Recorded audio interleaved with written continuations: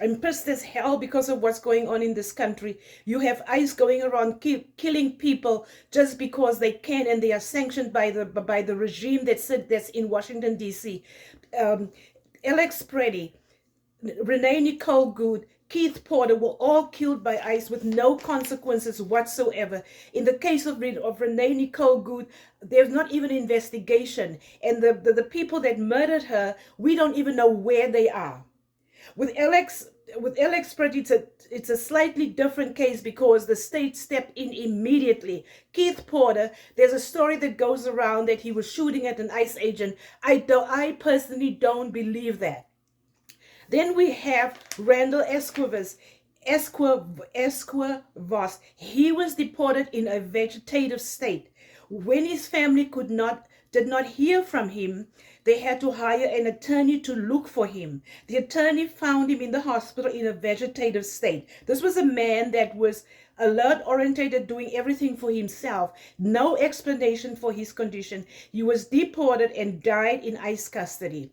It smacks of the same thing that happened to Otto Wambia that was returned to the US from Korea. I want you guys to remember that. This is what the United States government has become. Then an 8-year-old girl by the name of Anadith Danae Reyes, she died in ICE custody. She had sickle cell anemia and also congenital heart disease. She could not access medical care, and she just died. She was 8 years old. 8 years old. And then think about the old man that ICE took out of his home under the pretense that they were looking for a sex offender that was already in prison.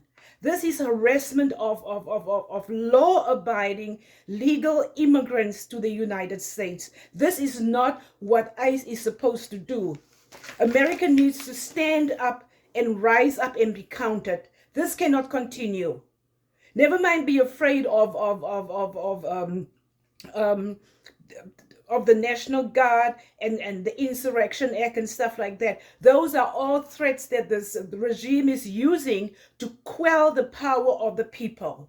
We have to stand up to this. We cannot turn a blind eye. If you are quiet in this moment, it means that you are giving consent for this government to act the way they are. You are giving consent to Marco Rubio, to Greg Bovino, to Kristi Noem, to Caroline Leavitt, to Donald Trump,